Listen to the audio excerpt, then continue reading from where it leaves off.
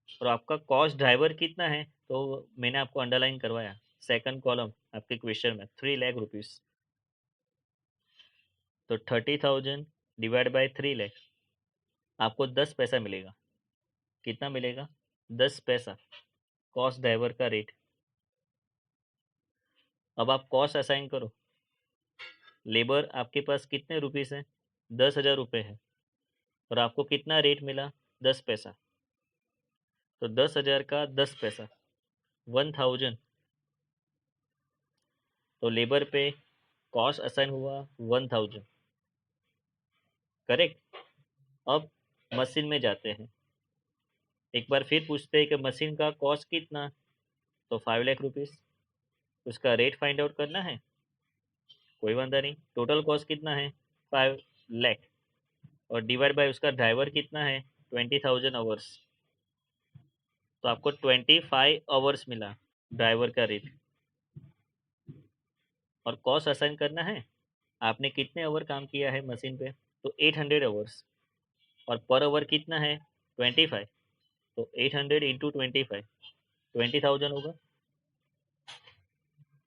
Setup total cost कितना? तो sir question में लिखा है 1 लाख। ड्राइवर का रेट फाइंड आउट करना है, तो sir total cost 1 lakh divide by driver है 10,000 आवर्स।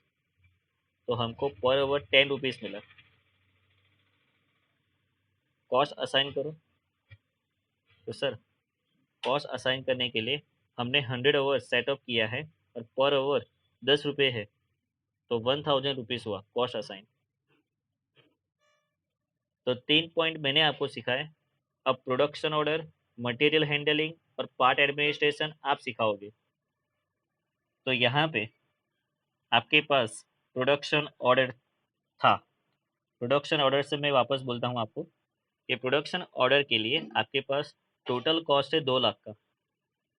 करेक्ट। अब रेट फाइंड आउट करना है, तो 2 लाख का टोटल कॉस्ट, आपके पास 2,000 ऑर्डर थे, तो पर ऑर्डर आपको 100 रुपीज़ मिलेगा रेट। और कॉस्ट असाइन करना है, तो आपके पास 12 ऑर्डर है। 12 ऑर्डर 100 रुपीज़ पर ऑर्डर है, तो 1,200 रुपये होंगे। फिर मटेरियल हैंडलिंग। मटेरियल हैंडलिंग में 20,000 कॉस्ट है। करेक्ट। तो 20,000 कॉस्ट का आपको रेट फाइंड आउट करना है, तो कैसे? तो आपका टोटल कॉस्ट 20,000 डिवाइड बाय उसका ड्राइवर कौन है? 1,000 रिक्विजिशन। तो आपको 20 रुपीज़ पर रिक्विजिशन मिला। रेट फाइंड आउट कर दो इसका, that means total cost assign कर दो आप। तो सर हमको 5 रिक्विजिशन मिला था, और हर रिक्विजिशन का हमको 20 रुपीज़ चार्ज करना है, तो 100 रुपीज़ चार्ज करेंगे हम। And the last one is part administration. Part administration का total cost 4,80,000। Rate find out करना है, तो total cost 4,80,000 divide by driver 12,000 parts, तो 40 रुपीज़ पर पार्ट का रेट होगा। कॉस्ट असाइन करना है, आपके पास 18 पार्ट्स है, हर पार्ट का 40 रुपीज़ है, तो मिला के 720 होगा। 40 इंटू 18 720। अब आप टोटल कर दो, 24,020 टोटल कॉस्ट हुआ। तो आप पुरानी मेथड जो ट्रेडिशनल मेथड फॉलो करोगे, तो 35,000 आंसर आया। और ए बी से अप्रोच करोगे, तो 24020 आया, 24,020 आंसर आया। सो ये बताता है आपको कि आपका कॉस्ट कितना सेव होगा। ओके। ये बताता है आपको कि एबीसी सिस्टम आपका कॉस्ट कंट्रोल करेगा, एफिशिएंटली आप काम कर पाओगे।